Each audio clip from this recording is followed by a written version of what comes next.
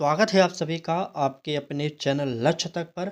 आज की हमारी क्लास हिंदी पेडागोजी की होने वाली है। तो चलिए क्लास को शुरू करते हैं, क्योंकि क्लास इम्पोर्टेंट है और प्रश्न में जो भी पॉजिटिव और नेगेटिव शब्द बताए जाएंगे वह आपको नोट करते हुए चलना है, क्योंकि ये परीक्षा में आपके बहुत काम आने वाला है।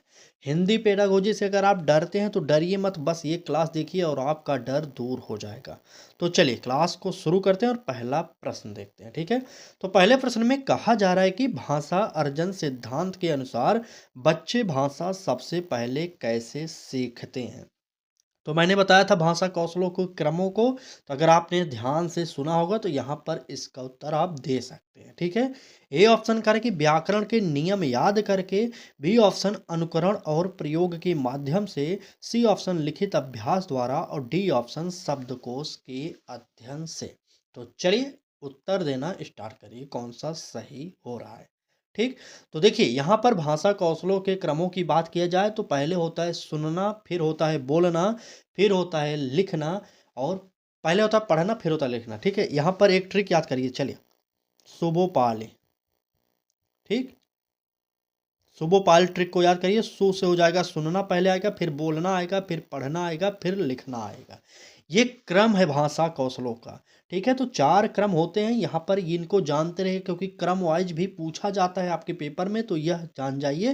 देखिए अब आते हैं ऑप्शन पर। व्याकरण याद करके, क्या भाषा अर्जन सिद्धांत के अनुसार सबसे पहले जो भाषा बच्चा सीखेगा, क्या व्याकरण याद करके सीखेगा? तो बिल्कुल नहीं। छोटा बच्चा है, उसे तो व्याकरण की जानकारी भी नहीं होगी। ठीक है, इसलिए गलत है। बी ऑप्शन कह रहा है कि अनुकरण और प्रयोग के माध्यम से, ये हो सकता है। सी ऑप्शन लिखित अभ्यास द्वारा, तो बिल्कुल नहीं, छोटा बालक है, लिखित अभ्यास द्वारा भाषा नहीं सीखेगा। ठीक, और डी ऑप्शन कह रहा है कि शब्दकोश के अध्ययन से, तो बिल्कुल नहीं। उत्तर जो होगा अनुकरण और प्रयोग के माध्यम से, यानी कि दूसरा ऑप्शन हमारा सही हो जाएगा। नोट कर लीजिए और आगे बढ़ते हैं, देखते हैं क्या कह रहा है हमारा अगला प्रश्न। चलिए, तो प्रश्न में कहा जा रहा है कि रचनावादी दृष्टिकोण में शिक्षक की भूमिका होती है। तो कैसी भूमिका होगी ये आपको बताना होगा। ए ऑप्शन कह रहा है कि ज्ञान का एकमात्र स्रोत, बी ऑप्शन अनुशासन नियंत्रक, सी ऑप्शन सहायक और मार्गदर्शक, डी ऑप्शन परीक्षक की। तो जहां पर भी शिक्षक का मुख्य कार्य पूछा जाए, आपको हमने हर क्लास में बताया जहां पर ये इस प्रकार के प्रश्न आए हैं। ठीक है, तो वहां पर एक ही शब्द को याद करिएगा, मार्गदर्शक की और सहायक की, सुविधादाता की, परामर्शदाता की। इन 4 शब्दों को नोट करिएगा, क्योंकि अगर शिक्षक की भूमिका से रिलेटेड प्रश्न आएगा तो 4 शब्द ही आएंगे। पहला होगा परामर्शदाता, सुविधादाता, या सहायक की, या मार्गदर्शक की। तो नोट कर लिए, तो यहाँ पर इस प्रश्न का उत्तर जो होगा सी ऑप्शन सही हो जाएगा। चलिए आगे बढ़ेंगे और देखेंगे अगला प्रश्न क्या कह रहा है कि भाषा शिक्षण में सार्थक संदर्भ का अर्थ है। मीनिंगफुल कंटेस्ट का अर्थ क्या होता है ये आपको बताना पड़ेगा। ठीक, ए ऑप्शन कह रहा है कि कठिन शब्दों का प्रयोग, बी ऑप्शन वास्तविक जीवन से जुड़ी भाषा, सी ऑप्शन केवल पाठ्यपुस्तक की भाषा, और डी ऑप्शन व्याकरण प्रधान भाषा। तो चलिए क्लास के इस प्रश्न का उत्तर देना स्टार्ट कर दीजिए, तुरंत बताइएगा। बिल्कुल बिल्कुल, भाषा शिक्षण में सार्थक संदर्भ का अर्थ। तो देखिए कभी भी व्याकरण की बात नहीं करेंगे। हमने आपसे कहा था ना कि हिंदी पेडागोजी पढ़ रहे हो चाहे हिंदी पढ़ रहे हो, वहाँ पर अगर व्याकरण का प्रश्न आ जाए वह ऑप्शन नेगेटिव होता है, तो व्याकरण वाला काट दीजिए। ठीक, अगर आप मैथ पढ़ रहे हैं, मैथ पेडागोजी को सॉल्व करें, वहाँ पर सूत्र याद करने की बात करेगा तो वो भी नेगेटिव होता है, ये जानते रहेगा। मैथ में मैथ के सूत्र को नहीं याद करेंगे, हिंदी में व्याकरण को नहीं याद करेंगे, क्योंकि ये दोनों शब्द नेगेटिव हैं। ठीक है, सी ऑप्शन करें कि केवल पाठ्य पुस्तक की भाषा, तो बिल्कुल नहीं, ये हमारा नेगेटिव है। और कठिन शब्दों का प्रयोग तो कभी नहीं होगा। उत्तर जो होगा क्या होगा, वास्तविक जीवन से जुड़ी भाषा, यानी कि हमारा बी ऑप्शन यहाँ पर सही हो जाएगा। ठीक, नोट कर लिए। तो चलिए आगे बढ़ते हैं और देखते हैं क्या कह रहा है हमारा अगला प्रश्न। अगले प्रश्न में कह रहा है कि सुनना कौशल विकसित करने का सबसे उपयुक्त तरीका कौन सा है। ए ऑप्शन कह रहा है कि निबंध लेखन, बी ऑप्शन श्रुत लेखन, सी ऑप्शन कहानी संवाद सुनाना, और डी ऑप्शन व्याकरण अभ्यास। चलिए कमेंट बॉक्स में उत्तर बताइए कि कौन सा इस प्रश्न का उत्तर सही होने वाला है। तो बात कर रहा है सुनने की कौशल के लिए, ठीक है? तो सुनने का कौशल इन ऑप्शनों के अकॉर्डिंग कहाँ पर हो रहा है, ये आपको बताना है। तो देखिए, ए ऑप्शन कह रहा है कि निबंध लेखन, तो बिल्कुल नहीं, ये हमारा नेगेटिव है, इसे काट दीजिए क्योंकि निबंध लिखने की बात कर रहा है, तो यहाँ पर सुनने की बात हो ही नहीं रही, ठीक है? और श्रुत लेख यहाँ पर सुनकर लिखने की बात कर रहा है, ये हमारा उतना पॉजिटिव नहीं होगा, इसलिए काटेंगे।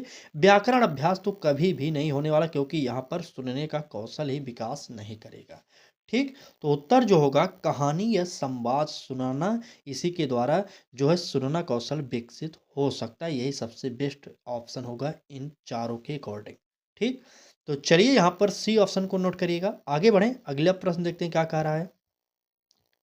देखिए, किताब के बारे में, डेली किताब के बारे में आप लोग कमेंट करते हैं। अगर आपको किताबें पढ़नी है तो यकीन मानिए जो भी हम किताबें यहाँ पर देखिए, यहाँ पर आपको किताब जैसे ही क्लास को शुरू किया होंगे आप लोग, वहाँ पर तुरंत किताबों का कुछ प्लेलिस्ट दिखाई दिया होगा, ठीक है? यहाँ पर क्लिक करेंगे तुरंत आपको मिल जाएगा, ठीक है? तो जल्दी से नोट करिएगा, किताब लगभग वहाँ पर 8 से 10 किताबें लगी हैं। जो भी किताबें आपको अपने हिसाब से अच्छी लग रही हैं उन्हें देखिए। अगर ऑनलाइन मंगाना चाहते हैं तो ऑनलाइन मंगाइए, ऑफलाइन मंगाना चाहते हैं तो ऑफलाइन लीजिए। लेकिन हमारे हिसाब से सबसे बेस्ट बुक हैं जो हम यहाँ पर आपको दे रहे हैं, क्योंकि हमने इसे खुद देखा है, सभी किताबों को मैंने खुद देखा है, तब आपके लिए वहाँ पर लगा दिया हूँ, ठीक है? बाकी हमारे हिसाब से मत चलिएगा, अगर आपको अच्छी लगे तभी लीजिएगा, नहीं तो मत लीजिएगा। जो भी आपको बुक अच्छी लगे वो लेकर पढ़िए, लेकिन इस बार 100+ का स्कोर टच कर दीजिए। टच नहीं, पार करिए, टच नहीं करना, पार कर दीजिए, ठीक है? चलिए, फिलहाल आगे बढ़ते हैं, अगला प्रश्न देखेंगे। तो कह रहा है कि बहुभाषी कक्षा में हिंदी शिक्षण के लिए सबसे प्रभावी रणनीति है। कौन सी रणनीति होगी ये आपको बताना है। तो ए ऑप्शन कह रहा है कि केवल मानक हिंदी का प्रयोग, बी ऑप्शन कह रहा है कि छात्रों की मातृभाषा को नज़रअंदाज करना, सी ऑप्शन कह रहा है कि मातृभाषा को सेतु भाषा बनाना, और डी ऑप्शन कह रहा है कि अंग्रेजी का अधिक प्रयोग। चलिए, प्रश्न संख्या 5 का उत्तर बताइए। बिल्कुल। बहुभाषी कक्षा में हिंदी शिक्षण के लिए सबसे प्रभावी रणनीति की बात कर रहा है। तो देखिए, कभी भी केवल मानक भाषा की बात किया जा रहा है, केवल मानक हिंदी का प्रयोग तो बिल्कुल नहीं, ये हमारा नेगेटिव होगा, काट दीजिए। बी ऑप्शन कह रहा है कि छात्रों की मातृभाषा को नज़रअंदाज करना, तो कभी भी नहीं। छात्रों की मातृभाषा को आपको मानना पड़ेगा, क्लास में उसे स्थान भी देना पड़ेगा, क्योंकि बालक की संचयी पूंजी होती है मातृभाषा, ये आपको पता होना चाहिए, ठीक? तो यहाँ पर इसका ऑप्शन हमारा गलत है। सी ऑप्शन कह रहा है कि मातृभाषा को सेतु भाषा बनाना, तो बिल्कुल यही हमारा उत्तर सही हो जाएगा, ठीक? बहुभाषी कक्षा में अगर पूछा जाए हिंदी शिक्षण के लिए सबसे प्रभावी रणनीति क्या होने वाली है, तो वह होती है मातृभाषा को सेतु भाषा बनाना, यानी कि सी ऑप्शन हमारा सही हो जाएगा। चलिए, आगे बढ़ेंगे। कह रहा है कि भाषा शिक्षण में त्रुटियों को माना जाता है, क्या माना जाता है ये आपको बताना है। सीखने में बाधा, दंड योग अपराध, या सीखने की स्वाभाविक प्रक्रिया, या असफलता का संकेत। चलिए, प्रश्न संख्या 6 का उत्तर कमेंट बॉक्स में बताइए कौन सा सही होगा। बिल्कुल, सीखने में बाधा, किसी भी चीज़ को आप नहीं मानेंगे तो निगेटिव होता है, ये शब्द काटिए। दंड योग्य अपराध, ये भी नहीं होता, काट दीजिए। संकेत, ये बिल्कुल गलत होगा। उत्तर जो होगा सीखने की स्वाभाविक प्रक्रिया, यानी कि तीसरा ऑप्शन हमारा यहाँ पर सही हो जाएगा, ठीक? चलिए, क्लास अच्छी लग रही है तो लाइक करिए, चैनल पर पहली बार आए तो सब्सक्राइब कर लीजिए और बेल आइकन को भी ऑन करिए, जिससे आपको नोटिफिकेशन मिलता रहे, ठीक है? तो आगे बढ़ेंगे, अगला प्रश्न देखेंगे। कह रहा है कि पठन कौशल के विकास में सबसे पहले जोर दिया जाना चाहिए, किस प्रकार का। ए ऑप्शन कह रहा है कि मौन पठन पर, बी ऑप्शन सस्वर पठन पर, सी ऑप्शन कठिन पाठों पर, और डी ऑप्शन व्याकरणिक विश्लेषण पर। चलिए, पठन कौशल के विकास में सबसे पहले आप किस पर जोर देंगे ये आपको बताना है। देखिए, व्याकरणिक विश्लेषण पर ये कभी नहीं ऑप्शन सही होगा। आप ही सोचिए, क्लास 1 से 8 तक के बच्चे अगर आपके सामने पढ़ रहे हैं तो क्या आप उस पर व्याकरणिक विश्लेषण करेंगे, तो बिल्कुल नहीं, ये निगेटिव होगा। डी ऑप्शन काटिए। सी ऑप्शन कह रहा है कि कठिन पाठों पर, तो बिल्कुल नहीं, गलत है। ए ऑप्शन कह रहा है कि मौन पाठन पर, बिल्कुल नहीं। ए सी डी ऑप्शन नेगेटिव है, इसलिए काट दीजिए। यहाँ पर जो उत्तर होगा सस्वर पठन, यानी कि बी ऑप्शन सही हो जाएगा, ठीक? बिल्कुल बी ऑप्शन। चलिए, आगे बढ़ते हैं, अगला प्रश्न। ब्लूम की टेक्सोनॉमी आप तो पढ़े होंगे, तो चलिए ब्लूम की टेक्सोनॉमी से एक हिंदी का प्रश्न सॉल्व करिए। बताइए, ब्लूम की संज्ञानात्मक वर्गीकरण में उच्चतम स्तर है। बताइए कौन सा उच्चतम स्तर है? ज्ञान है, समझ है, विश्लेषण है, सृजन है? तो चलिए कमेंट करिए, उत्तर बताइए कि ब्लूम की संज्ञानात्मक वर्गीकरण में उच्चतम स्तर किसकी है। चलिए बिल्कुल कमेंट करते रहिए, सभी लोग कमेंट करेंगे, जितने लोग देख रहे हैं कमेंट करते रहिए फटाक से। चलिए देखिए, अगर बात किया जाए तो उच्चतम स्तर की, तो वह उच्चतम स्तर क्या होता है? बताइए। बिल्कुल एकदम सही, हमारा जो उत्तर होगा सृजन ही होता है। डी ऑप्शन सही हो जाएगा। आगे बढ़ते हैं और देखते हैं अगला प्रश्न हमारा क्या कह रहा है। प्रश्न में कहा जा रहा है कि भाषा शिक्षण में समग्र दृष्टिकोण का मुख्य आधार क्या है? समग्र दृष्टिकोण का मुख्य आधार आपसे पूछा जा रहा है। ए ऑप्शन कह रहा है कि अलग अलग कौशलों का पृथक अभ्यास। बी ऑप्शन कह रहा है कि व्याकरण अनुवाद विधि। सी ऑप्शन कह रहा है कि भाषा का एकीकृत रूप में प्रयोग। और डी ऑप्शन रटंत विद्या। चलिए प्रश्न संख्या 9 का उत्तर कमेंट बॉक्स में बताइए कौन सा सही हो जाएगा। चलिए अगर बात करें भाषा शिक्षण में समग्र दृष्टिकोण का मुख्य आधार क्या होता है, तो कभी भी रटंत विद्या वाला ऑप्शन नहीं सही होगा। और अनुकरण विधि ये सब गलत हो जाएगा। व्याकरण अनुवाद विधि जो होता है ये नेगेटिव होता है, ये हमारा गलत है। ठीक है। ए ऑप्शन कह रहा है कि अलग अलग कौशलों का पृथक अभ्यास, तो बिल्कुल नहीं, यहाँ पर समग्र दृष्टिकोण की बात कर रहा है और यहाँ पर अलग अलग कौशलों की बात कर रहा है, इसलिए आपस में इनका कोई संबंध नहीं, इसलिए ए ऑप्शन भी गलत हो जाएगा। ठीक है। तो उत्तर जो होगा भाषा का एकीकृत रूप में प्रयोग, यानी कि सी ऑप्शन सही हो जाएगा। ठीक है। चलिए अगला प्रश्न देखेंगे क्या कह रहा है। प्रश्न में कहा जा रहा है कि हिंदी भाषा में शब्द भंडार बढ़ाने का सर्वोत्तम उपाय है। कौन सा उपाय है? ए ऑप्शन कह रहा है कि शब्द याद करना। बी ऑप्शन नियमित पठन। सी ऑप्शन व्याकरण अभ्यास। डी ऑप्शन परीक्षा केंद्रित अध्ययन। प्रश्न संख्या 10 का उत्तर कमेंट बॉक्स में बताइए कि कौन सा सही होने वाला है। चलिए बिल्कुल, देखिए अगर यहाँ पर बात की जाए परीक्षा केंद्रित अध्ययन की, तो यह किसी भी प्रश्न का ऑप्शन दिया हो तो ये गलत होता है, नेगेटिव है, काट दीजिए। ठीक है। सी ऑप्शन करा कि व्याकरण अभ्यास, तो बिल्कुल नहीं होगा। शब्द याद करने की बात, स्मरण करने की बात, रटने की बात, अभी मैंने जस्ट बताया कि नेगेटिव होते हैं। ठीक है।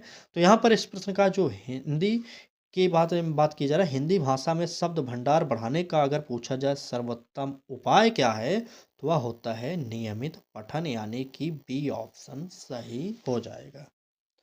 ठीक, नोट कर लिया आप लोग। चले आगे, चलिए तुरंत आगे चलते हैं। अगला प्रश्न देखेंगे क्या कह रहा है कि लेखन कौशल सिखाने में सबसे पहले ध्यान दिया जाना चाहिए। लिखने की यहाँ पर बात कर रहा है, आप लोग नोट करिएगा लिखने की। ठीक है। चलिए शुद्धता पर, गति पर, विचार अभिव्यक्ति पर, या सुंदर लिखावट पर। चलिए कमेंट करिए, क्योंकि यहाँ पर साफ उत्तर दिखाई दे रहा, थोड़ा सा ट्रिक लगाएंगे, आप ध्यान देंगे तो उत्तर दिख रहा है। क्योंकि हमें पॉजिटिव और नेगेटिव शब्दों को खोजना आना चाहिए, तभी सीटेट के पेडागोजी को कम समय में सॉल्व कर सकते हैं और अच्छा नंबर पा सकते हैं। ठीक। चलिए तो देखिए यहाँ पर ए ऑप्शन करा है कि शुद्धता पर, तो बिल्कुल नहीं होगा। गति पर तो होगा नहीं। और सुंदर लिखावट पर होगा नहीं, क्योंकि यहाँ पर छोटे बच्चों के लिए प्रश्न है, क्लास 1 से 8 वालों के लिए। तो यहाँ पर शुद्धता पर आप उतना ध्यान नहीं देंगे, क्योंकि बालक त्रुटियां तो करेगा। ठीक है। और गति की बात करें, बालक की गति बहुत अच्छी नहीं होगी लिखने में, इसलिए ये भी हमारा गलत हो जाएगा। डी ऑप्शन करा है सुंदर लिखावट, क्या बालक सुंदर लिखावट कर सकता है उस स्तर का? बिल्कुल नहीं कर सकता। तो यहाँ पर होगा जो सबसे बेस्ट होगा विचार अभिव्यक्ति पर, यही हमारा सी ऑप्शन सही हो जाएगा। ठीक। चलिए अगला प्रश्न देखेंगे, कह रहा है कि भाषा मूल्यांकन का निर्माणात्मक उद्देश्य, फॉर्मेटिव उद्देश्य क्या होता है, ये आपको बताना है। ए ऑप्शन कह रहा है कि अंतिम परिणाम देना। बी ऑप्शन अंक प्रदान करना। सी ऑप्शन सीखने में सुधार करना। डी ऑप्शन छात्रों की तुलना करना।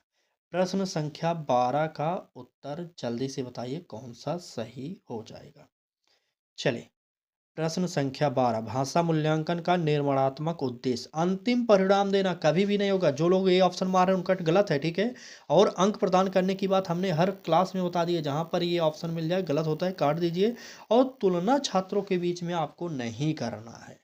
क्लास में ऐसा ना करें कि आप एक बालक तेज है पढ़ने में तो और एक बालक कमजोर, तो उसमें आपस में तुलना करेंगे, ऐसा बिल्कुल नहीं आपको करना है। तो यहाँ पर डी ऑप्शन भी गलत होगा, जो उत्तर होगा सी ऑप्शन सही होगा।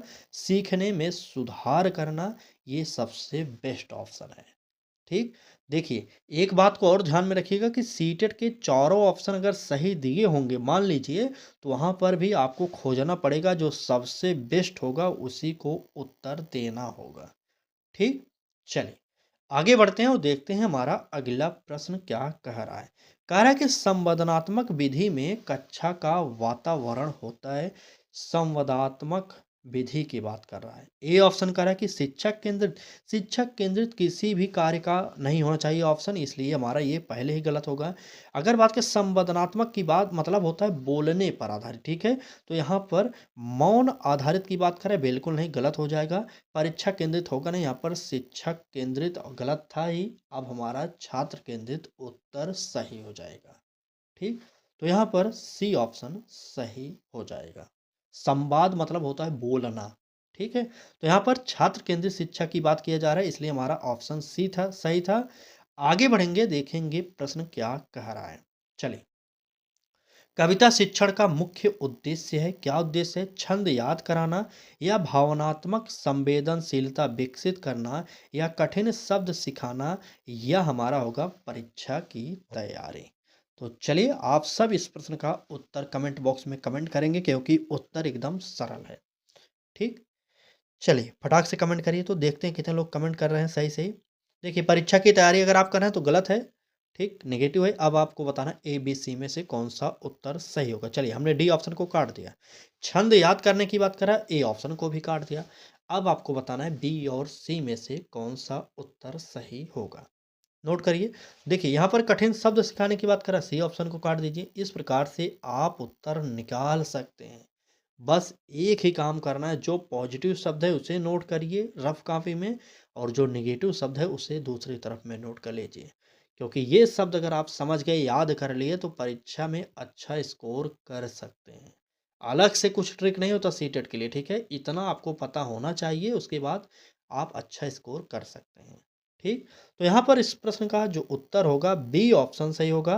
और आगे बढ़ेंगे, देखेंगे हमारा अगला प्रश्न क्या कह रहा है। चलिए, भाषा प्रयोगशाला का प्रमुख लाभ क्या है, बताइए। ए ऑप्शन कह रहा है कि केवल लेखन कौशल, बी ऑप्शन कह रहा है कि सुनने और बोलने का अभ्यास, सी ऑप्शन व्याकरण रटना, डी ऑप्शन अनुवाद कौशल। तो कमेंट करिए और बताइए कि प्रश्न संख्या 15 का क्या होने वाला है उत्तर। चलिए, बिल्कुल 5 सेकंड का समय लीजिए और उत्तर कमेंट बॉक्स में कर दीजिए। रटने की बात जहाँ पर करें गलत होगा। लिखने की सिर्फ अकेले बात की जाए तो वो भी गलत होता है, अकेले लिखने की बात नहीं करेंगे। तो यहाँ पर ए काटिए, सी काटिए। अब ए बी और डी में से उत्तर एक है, तो बता दीजिए कौन सा सही होगा। चलिए, अनुवाद कौशल, भाषा प्रयोगशाला का प्रमुख लाभ में अनुवाद कौशल उतना महत्वपूर्ण नहीं होता, लेकिन जो होता है वह होगा सुनने और बोलने पर अभ्यास, यही प्रयोगशाला का मुख्य लाभ होना चाहिए। ठीक, तो यहाँ पर इस प्रश्न का उत्तर जो होगा बी ऑप्शन सही हो जाएगा। नोट कर लिए, चलिए आगे बढ़ते हैं। अगले प्रश्न में आपसे पूछा जा रहा है कि सीटेट के अनुसार भाषा शिक्षण का अंतिम लक्ष्य है। देखिए, आपको हम लगभग हर क्लास में सीटेट के अनुसार प्रश्न अब प्रोवाइड कर रहे हैं, क्योंकि हमें पता है कि अगर आपसे इस प्रकार के प्रश्न पूछा जाए तो हो सकता है आप उत्तर सही ना दे पाएँ। तो अभी से प्रैक्टिस कर लीजिए, क्योंकि सीटेट के पेपर में भी सीटेट के अनुसार प्रश्न पूछा जा सकता है, क्योंकि नया ट्रेंड है तो नए पैटर्न के प्रश्न होने वाले हैं, ठीक है। तो चलिए बताइए, परीक्षा में सफलता होगा, शुद्ध व्याकरण होगा, प्रभावी संप्रेषण होगा, या पाठ्य पुस्तक समाप्त करना होगा। चलिए, कभी भी पाठ्य पुस्तक को जल्दी समाप्त करने की बात करें, रटने की बात करें, या याद करने की बात करें, ये शब्द निगेटिव हैं, काट दीजिए। अब आपको बताना है ए बी सी उत्तर कौन सा होगा। चलिए, शुद्ध व्याकरण की बात करा, देख रहे हैं बी ऑप्शन शुद्ध व्याकरण, बिल्कुल नहीं। शुद्ध व्याकरण की आप छोटे बच्चों से अपेक्षा नहीं कर सकते, ठीक है। यहाँ पर ये भी हमारा गलत होगा। ए ऑप्शन का कि परीक्षा में सफलता, क्या सीटेट के अनुसार भाषा शिक्षण का अंतिम लक्ष्य यही रह गया है? बिल्कुल नहीं। इसलिए जो इसका अंतिम लक्ष्य होता है वह होता है प्रभावी संप्रेषण।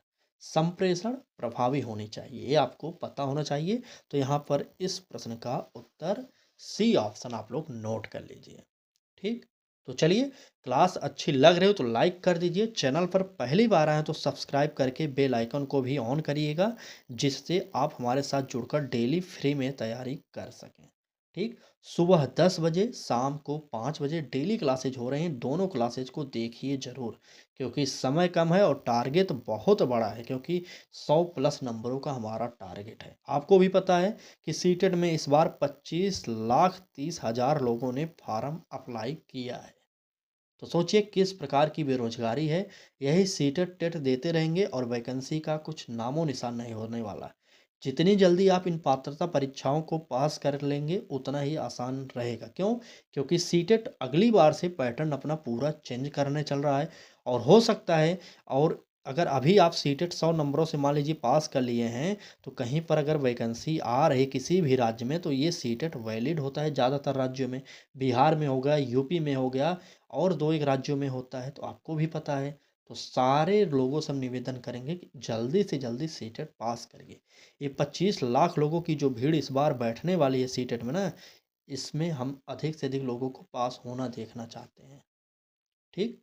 चलिए, फिलहाल आपकी इच्छा है, मेहनत करेंगे तो 100 प्लस स्कोर तो ज़रूर पाएंगे, ये हमारा आपसे वादा है। थोड़ा सा हमारे साथ जुड़कर पढ़िए, थोड़ा सा अलग से पढ़ाई करिए, किताबें लीजिए, किताबों को पढ़िए, प्रैक्टिस हल करिए, अधिक से अधिक प्रश्नों को हल करिए, तभी अच्छा नंबर मिलेगा और तभी आप अच्छे तरीके से पास हो सकते हैं, ठीक। चलिए, आएँगे अपने क्लास पर और देखेंगे प्रश्न को, क्योंकि हमारा काम है थोड़ा पढ़ाई के साथ-साथ आपको मोटिवेट भी करना है। ऐसा मत सोचिएगा कि जो लोग 2 एक बार फेल हो चुके हैं, अब नहीं पास हो पाएँगे। होंगे, क्यों नहीं होंगे? थोड़ा और मेहनत करिए, होंगे। ठीक? चलिए, बात करेंगे प्रश्न की। तो कह रहा है कि कहानी सुनाते समय शिक्षक को सबसे पहले ध्यान देना चाहिए। किसका ध्यान देना चाहिए? आप बताइए। ए ऑप्शन कह रहा है कि कहानी की लंबाई, क्या कहानी की लंबाई का ध्यान देना चाहिए? बिल्कुल नहीं, गलत है, काट दीजिए। बी ऑप्शन कह रहा है कि भाषा की सरलता। सी ऑप्शन परीक्षा की उपयोगिता, कहानी की कोई मतलब नहीं होगी परीक्षा की उपयोगिता से, इसलिए बी ऑप्शन को काट दीजिए। डी ऑप्शन कह रहा है कि कठिन शब्दों पर, इसलिए हमारा डी ऑप्शन कट जाएगा। उत्तर जो होगा क्या होगा? बी ऑप्शन भाषा की सरलता, यही सही हो जाएगा। ठीक? नोट कर लिए ना। देखिए, पॉजिटिव और नेगेटिव शब्द अगर आपको पता रहेगा तो फटाक से आप उत्तर निकाल देंगे। चलिए, पेडागोजी टफ नहीं होता, जो लोग समझ नहीं पाते उनके लिए तो बहुत टफ है। अगर आप एक दिन ध्यान से पढ़ेंगे क्लास, 2 दिन ध्यान से पढ़ेंगे, 3 दिन ध्यान से पढ़ेंगे, उसके बाद आपको समझ में आ जाएगा कि पेडागोजी सॉल्व करने में कोई कठिनाई नहीं है, बस समझने की बात है। अगर आपने एक बार समझ लिया तो पेडागोजी के प्रश्न चाहे जिस स्तर के हों आप उत्तर दे लेंगे, ठीक। भाषा शिक्षण में गतिविधि आधारित शिक्षण का लाभ क्या है? अगले प्रश्न की बात किया जा रहा है। ए ऑप्शन करें कि समय की बर्बादी, बिल्कुल नहीं, हमने आपसे बता दिया, अब इस पर चर्चा नहीं करेंगे आज की क्लास, ठीक है। निष्क्रिय सीखना, बिल्कुल नहीं, भाषा शिक्षण में गतिविधि आधारित शिक्षण का लाभ जो होता है, निष्क्रिय सीखना कभी नहीं होता, इसलिए हमारा ये ऑप्शन गलत है। केवल मनोरंजन, हमने आपसे बताया था शिक्षण कार्य के दौरान कोई भी ऐसी गतिविधि नहीं कराई जाएगी जिससे बालक सिर्फ मनोरंजन ले और कुछ सीखे ना, बल्कि आपको ऐसे कार्यों को कराना होगा, ऐसी गतिविधियों को कराना होगा जिसके द्वारा बालक मनोरंजन के साथ साथ कुछ सीखता भी रहे, ठीक। तो यहाँ पर हमारा उत्तर जो होगा सी ऑप्शन, रुचि और सहभागिता बढ़ाना, सी ऑप्शन सही हो जाएगा, ठीक। चलिए, आगे बढ़ेंगे और देखेंगे प्रश्न में कहा जा रहा है कि व्याकरण को भाषा शिक्षण में पढ़ाया जाना चाहिए। तो क्या पढ़ाया जाना चाहिए? ए ऑप्शन करें कि अलग विषय की तरह, बिल्कुल नहीं, सभी विषयों के साथ में ही व्याकरण शिक्षण को भी पढ़ाना चाहिए, अलग की बात आप नहीं करेंगे, ठीक। नियम रटवा कर रटने की बात ही नहीं करना, ठीक। परीक्षा के अंत में पढ़ाएंगे तो क्या मतलब? परीक्षा से इसका कोई संबंध नहीं, आपको बालक को सिखाना है ना कि परीक्षा में पास कराना है, ठीक है। हमेशा याद रखिएगा कि आपको बालक को सिखाना है, परीक्षा में पास नहीं कराना है, ठीक है। जब बालक सीख जाएगा तो परीक्षा में अपने आप ही पास हो सकता है। तो यहाँ पर उत्तर जो होगा भाषा प्रयोग के माध्यम से, तीसरा ऑप्शन हमारा सही हो जाएगा। ठीक, नोट कर लिए? तो चलिए आगे बढ़ते हैं, देखते हैं अगला प्रश्न क्या कह रहा है। अगले प्रश्न में कह रहा है कि एक अच्छा हिंदी शिक्षक वह है जो, बताइए कौन सा अधिक बोलता है। जो अधिक बोलेगा वो अच्छा शिक्षक कैसे होगा, काट दीजिए। केवल पाठ पढ़ाता है, अगर आप सिर्फ क्लास में पाठ ही पढ़ाते रहेंगे तो आप अच्छे शिक्षक कैसे होंगे, बिल्कुल नहीं होंगे। सी ऑप्शन कह रहा है कि छात्रों को बोलने के अवसर देता है, तो बिल्कुल सही। क्योंकि छात्रों को अगर आप बोलने के लिए प्रेरित करेंगे तो वहाँ पर उनका भाषा कौशल और अच्छा विकास करेगा। ठीक, तो यहाँ पर इस प्रश्न का जो उत्तर होगा सी ऑप्शन सही हो जाएगा। चलिए, तो आज की क्लास में बस इतने ही प्रश्न थे। बाकी क्लास आपको कैसी लगी कमेंट बॉक्स में ज़रूर बताइएगा। क्लास में आपके कितने प्रश्न सही हुए ये भी आप ज़रूर बताइएगा, और कितने लोग आप लोग हैं जो डेली हमारे साथ सुबह 10 बजे शाम को 5 बजे जुड़ रहे हैं। ठीक है, क्लास अच्छी लग रही है तो लाइक करिए। चैनल पर पहली बार आए तो सब्सक्राइब करके बेल आइकन को ऑन कर लीजिए, और हर दिन जुड़िए हमारे साथ सुबह और शाम को। पढ़ाई करिए, सिर्फ पढ़ाई, क्योंकि परीक्षा की घड़ी एकदम नज़दीक आ चुकी है।